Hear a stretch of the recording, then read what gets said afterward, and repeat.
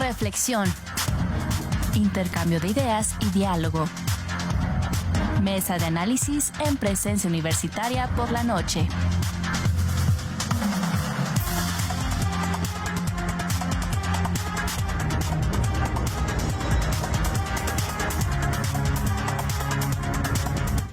Estamos aquí en Presencia Universitaria y vamos a realizar un análisis, una reflexión sobre el tema de la economía. Mucho se está hablando, por supuesto, del tema económico, lo que podría suceder en el 2025. En el mundo, por supuesto, está esta reflexión de qué podría suceder también, pues ya con la llegada de Donald Trump, también nuevo presidente de Estados Unidos.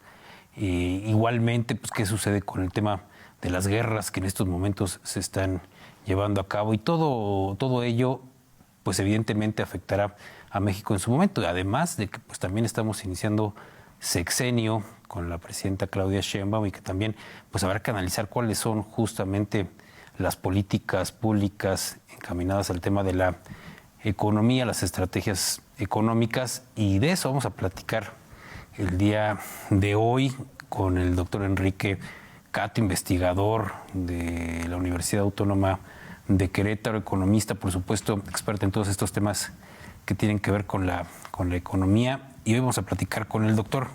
¿Cómo está? Muy buenos días, ¿cómo está? Muy bien, muchas gracias. Y justamente en todo este contexto, primero quizás hacer un análisis del contexto. Parece ser que de entrada, el 2025 para el mundo podría ser un año complejo, doctor. Pues el potencial existe, hay candados que podrían generar algo de optimismo. No sé, el tema que está en la discusión son los aranceles. Se discute que México y Canadá recibirían aranceles por parte de Estados Unidos, y claramente eso tiene una situación como muy desventajosa. Algo que no he escuchado en la discusión es que también China, al mismo tiempo que México, van a recibir aranceles. Cuando dos países proveedores de Estados Unidos tienen la misma afectación, de repente como que se neutralizan estos dos efectos. Y las mercancías que finalmente llegarían a Estados Unidos, digamos, ya no cambiaría tanto el terreno de juego. Cambia el terreno de juego cuando un país es castigado, por ejemplo China, y México no. México se podría beneficiar. O al revés, las mercancías se mueven al país que tuviera menos impuestos arancelarios. Cuando finalmente dos países son castigados al mismo tiempo, es un poco difícil determinar cuál va a ser el impacto, y eso podría tener un efecto positivo para México. Algo que también se discute desde el punto de vista político es si esta amenaza finalmente se va a concretar. Y hemos escuchado todo tipo de discusiones: ¿va a afectar? ¿No va a afectar? ¿No van a ser 25% menos? ¿No van a ser todos los productos, sino solamente algunos productos? Y finalmente a mí me gustaría decir aquí la apuesta de los mercados de predicción, que calculan el 30% de que sí va a ocurrir un arancel de 25%. 30% desde luego es un porcentaje alto de probabilidad, pero todavía no se ve como una certeza o algo que se parezca al 100% de que finalmente México va a ser castigado. En esa medida tenemos un respiro todos estos días de aquí a la toma de protesta el 20 de enero. Así es que incluso también, bueno, se ha ido reflejando ahí en el dólar, en el cambio de la moneda entre el dólar, en la paridad entre el dólar y el peso, y que también, pues, me imagino tendrá que tener alguna reacción el gobierno mexicano ante esto. ¿Qué se puede hacer? ¿Es correcto el también tratar de imponer tu postura? Eres un país que no estás para imponer tus condiciones. ¿Cómo tendría que reaccionar el gobierno mexicano? Pues empezar diciendo que dentro del tratado comercial entre México, Estados Unidos y Canadá, un país unilateralmente no podría subir aranceles. El Tratado de Libre Comercio se firma precisamente para que el comercio sea libre, es decir, con los menores impuestos posibles, y que para subir impuestos pues hay que entrar a la negociación, y eso no va a pasar en 2025, sino en 2026.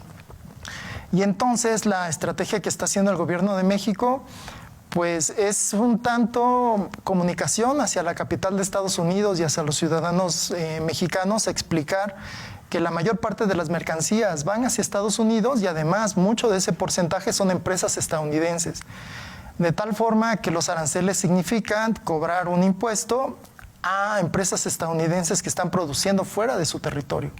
Esto parecería como la estrategia. Dentro de las negociaciones, lo normal es decir como cuáles son las cartas del juego.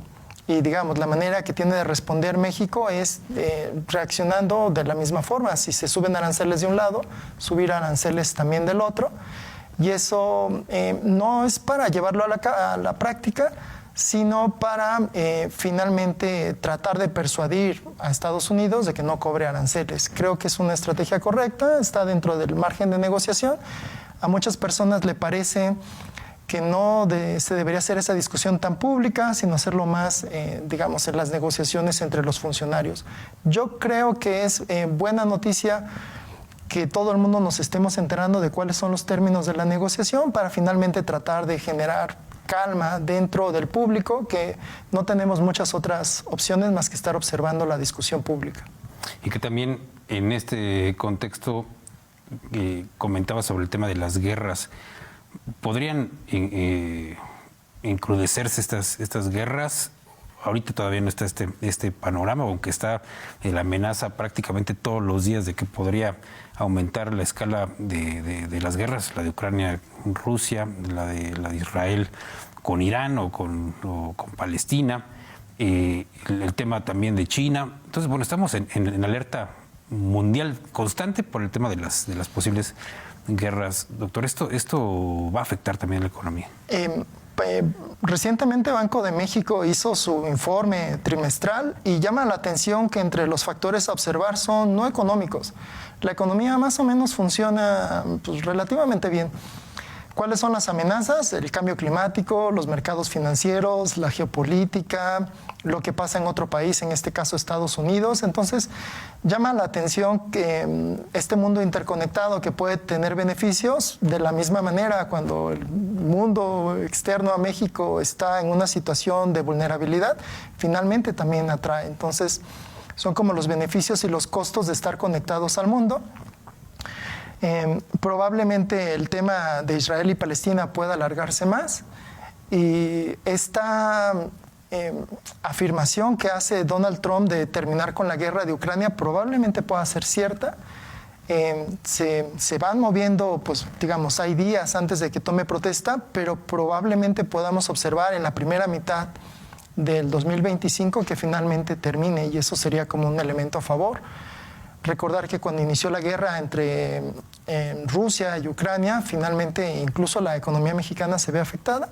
Finalmente ir quitando presiones o incertidumbres a lo que pasa en el resto del mundo siempre es algo benéfico y genera un mayor horizonte de planeación, que es lo que requieren las personas, las familias y los negocios. Porque hasta ahorita México, bueno, hablando del anterior sexenio, porque todavía estamos muy reciente el cambio de administración, pero no resultó mal el tema del COVID-19, es decir, no salimos tan mal librados como otros países del tema del COVID-19. No salimos, bueno, digamos, la recuperación fue relativamente rápida y la estrategia que se tomó en México fue no endeudar al país y eso permitió que las cosas funcionaran rápido. Alrededor del planeta, una lección que se había aprendido durante la crisis del 2009, la que fue hipotecaria en Estados Unidos y se importó a México, era de que los apoyos de los gobiernos habían sido muy pocos y esa recuperación fue lenta. Muchos de esos países, tomando nota de lo que ocurrió en 2009, finalmente se endeudaron de manera elevada, no sabiendo cuál iba a ser la duración de la pandemia. Y después vinieron las tasas de interés altas y es una deuda que viene arrastrándose. En el caso mexicano no se tuvo esa decisión y finalmente la recuperación fue relativamente rápida. Si hubiera una situación económica desfavorable al inicio del 2025 con el inicio del segundo término de Donald Trump, probablemente ese efecto pueda irse desvaneciendo relativamente rápido a lo largo de los meses. Y probablemente hacia la final del 2025, inicio del 2026, podamos superar toda la incertidumbre con la que estamos viviendo actualmente. ¿Que se puede decir que hay una economía sólida en México en estos momentos? Hay una economía estable. con relativo crecimiento, parte de la discusión que se hace es cuál va a ser el crecimiento económico en 2025. Hoy no lo sabemos, digamos, hay que esperar a que Donald Trump entre a la presidencia, tome las medidas y empezar a hacer los ajustes. Hay todo tipo de pronósticos. Citibanamex dice que el crecimiento va a ser 0%, es una cifra muy reciente, muy extrema. La Secretaría de Hacienda dice que entre el 2 y el 3%, y muchos analistas privados están en un tema como intermedio. Yo soy optimista, creo que el crecimiento no va a ser 0, se va a parecer más al de la Secretaría de Hacienda, probablemente el 2%, pero depende de muchos factores. Normalmente estamos observando 3 amenazas: que las inversiones no lleguen, porque se alarguen o se castigue mucho invertir en México para exportar a Estados Unidos, que las remesas bajen por la expulsión de los indocumentados. Recordar que no todos los mexicanos en Estados Unidos son indocumentados, solamente una parte, probablemente una tercera parte. Entonces las remesas no se irían a 0, sino tendrían una reducción más o menos en la capacidad que tengan de deportación en Estados Unidos. Y la otra es las aranceles, que harían que las exportaciones disminuyan. Yo creo que esos aranceles no van a ser del 25%, probablemente vayan a ser mucho menos, o finalmente se pueda llegar a una negociación más o menos apropiada. Incluso si las aranceles fueran una cifra y se lograran imponer, de todas formas las exportaciones seguirían fluyendo hacia Estados Unidos. Una parte de esas exportaciones, de esos aumentos de precios, los va a pagar los vendedores, las armadoras de automóviles que llevan los vehículos hacia Estados Unidos, y otra parte lo van a pagar los compradores estadounidenses a partir de precios más altos, motivo de los aranceles. Ahora, ¿cómo se vislumbra la política económica de esta administración de Claudia Sheinbaum? ¿Habrá cambios importantes respecto a la pasada? ¿Cómo vienen los anuncios que hemos visto ya? Digamos, la estrategia económica se expresa en el paquete económico de la Federación. Lo que se muestra en esta primera parte es resolver el tema pendiente de 2024, que fue un aumento de la deuda. Eso se va a pagar parcialmente en el año 2025. La estrategia es que los impuestos se muevan lo menos posible, de tal manera que la Administración Pública Federal pueda atender sus necesidades a partir de el ingreso mínimo indispensable. Es lo mismo que hemos observado durante todo el sexenio pasado: tratar de obtener ingresos en los lugares donde no estaban, cerrar la evasión fiscal, cerrar la elusión fiscal, ir subiendo los impuestos, fortalecer a las empresas públicas. Y algo que ya se empieza a decir estos días es que el esfuerzo fiscal adicional lo tienen que hacer los estados y los municipios. Los estados cobrando ingresos propios a través del impuesto sobre la nómina, y los municipios a partir del impuesto predial. Esa es la manera en la que se está haciendo. Y para no afectar a la población, la estrategia de apoyo a las ciudadanías a través de las transferencias, las becas, las pensiones y las jubilaciones. ¿Que ha funcionado esta estrategia para hacer más dinámica la economía? Ha funcionado. Lo que nosotros podemos observar es el aumento en el consumo. La variable que ha tenido un crecimiento a lo largo de los últimos 6 años es el consumo. Cada vez que se hacen las encuestas de confianza del consumidor, la gente está muy optimista, más optimista que nunca en la historia de las estadísticas, que son bastante recientes.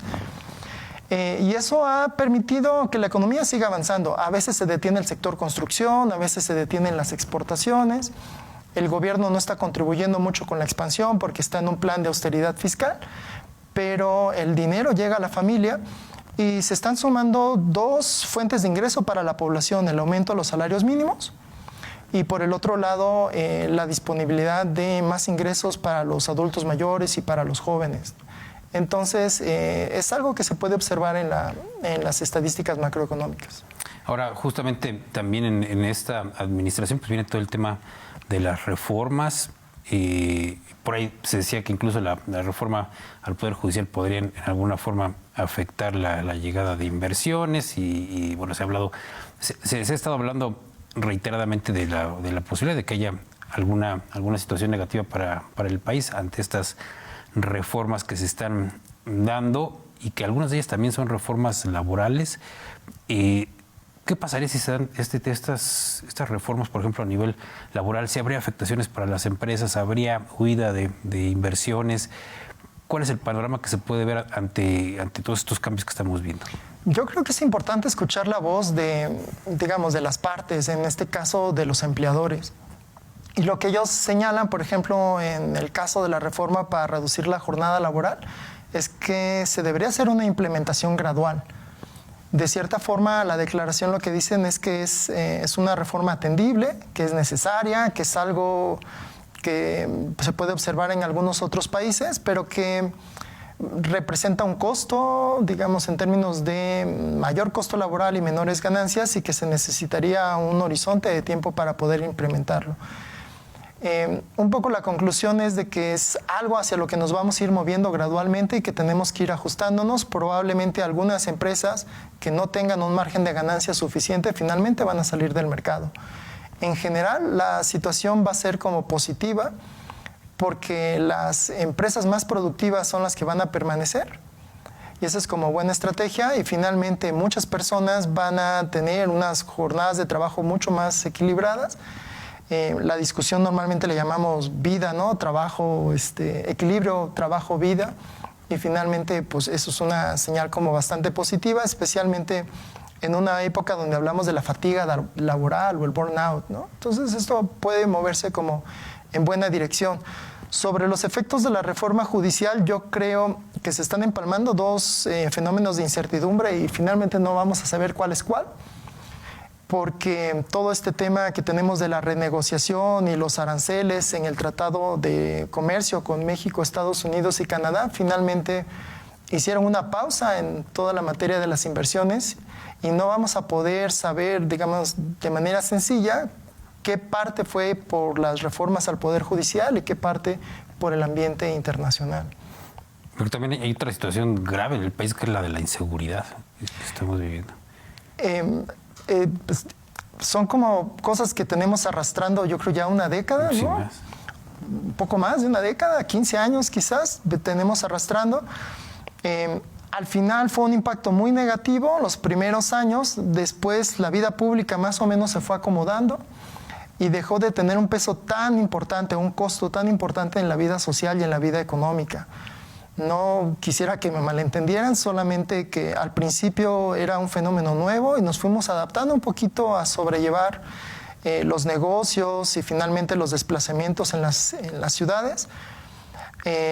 Y recientemente, bueno, en años electorales, cada vez que hay transiciones, tanto de gobernadores como en la federación, pues digamos, la inseguridad pública se destapa y tenemos una situación en este 2024 complicada. Yo esperaría que observáramos lo mismo que en años pasados, que una vez superado los años electorales y las transiciones, se pueda un poco volver a calmar y volver a poder hacer la vida pública y los negocios de la manera en que pues, la población esperaría.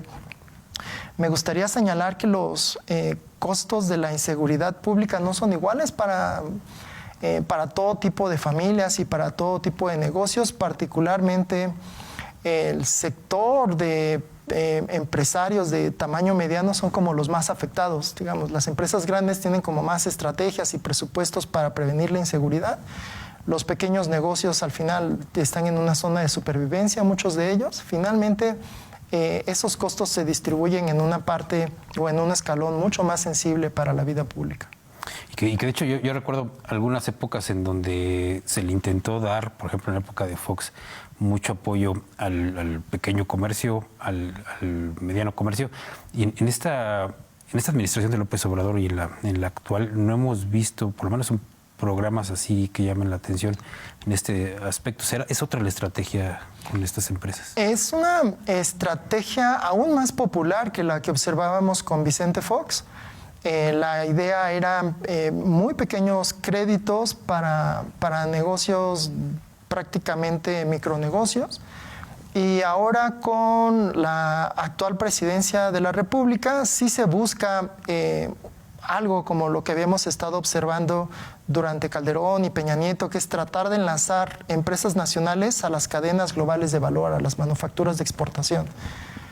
y se van a estar observando, digamos, ya están planteados como parte de los 100 puntos del actual gobierno. El documento formal lo vamos a conocer ya avanzado 2025, pero con este tema de los corredores industriales ya se observa, y ahí viene acompañado estos créditos para la exportación, y también tienen el toque de que estén disponibles estos créditos a lo largo del país, particularmente el centro y el sur.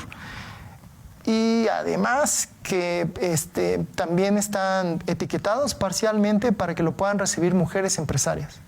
Entonces, eso es una estrategia de apoyo a negocios nacionales, tanto micro, pequeños como medianos, y finalmente, si no están disponibles todavía, es parte de lo que va a ocurrir.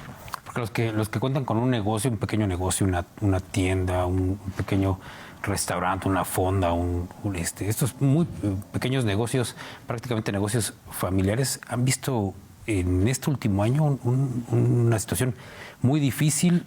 Aparte, la llegada de otras, por ejemplo, en el caso de las tiendas, pues de cadenas de tiendas que prácticamente pues los han acabado. Y la llegada de las tiendas chinas también ha sido un tema que está presente. Entonces, una situación difícil para los pequeños empresarios está viviendo. Sí, pues tenemos también una cantidad de años sabiendo que en una parte de la ciudad donde se habla de un establecimiento muy grande, una tienda de autoservicios muy grande, empiezan a desaparecer pequeños negocios. Y digamos, la estadística no es tan sencilla de verificar. O sea, sabemos que tiene un impacto negativo, sabemos que es muy grande, pero la información pública que se recaba siempre es como agregada. Siempre decimos, se sigue vendiendo más, y es muy difícil saber qué parte de ese incremento en las ventas queda en las cadenas, ¿no? Y qué parte queda en los pequeños negocios. Implícitamente sabemos cuál es el resultado, sabemos que son las grandes cadenas las que van moviendo la economía, las que van generando empleos, las que van generando las ganancias, y algo de lo que nos tendremos que preocupar es que ese dinero no se queda en la economía local. Entonces, como compradores, aparentemente hay un beneficio donde nosotros podemos comprar productos muy bonitos, nuevos, y finalmente hacemos el pago, creemos que el precio es relativamente reducido, y por el otro lado no nos damos cuenta que se van cerrando como fuentes de empleo, se va perdiendo el tejido social, finalmente la cohesión dentro de de las zonas de la ciudad finalmente se va erosionando, ¿no? Y empezamos a padecer como ese tipo de temas. A mí me gusta mucho el ejercicio de pensar cuántas tiendas de autoservicio se han creado, digamos, en los últimos 3 años, ¿no? Entonces, hacer ese conteo y finalmente tratar de ver cómo se está moviendo la economía local desde algo de los residentes, donde son propietarios y finalmente vendedores, y todo ese flujo de dinero empieza a moverse hacia las cadenas de autoservicios. Pues muchas gracias, doctor, por estar con nosotros. Muchas gracias. Con este análisis, interesante análisis en el tema económico, y pues bueno, por supuesto, gracias por acompañarnos. Le agradecemos, doctor. No, muchísimas gracias. Gracias. Pues bueno, nos vamos y los vemos más adelante con más contenido aquí en Presencia Universitaria. Hasta aquí lo que fue noticia en Querétaro. Presencia Universitaria por la noche. Una mirada crítica de nuestra realidad. Gracias por acompañarnos.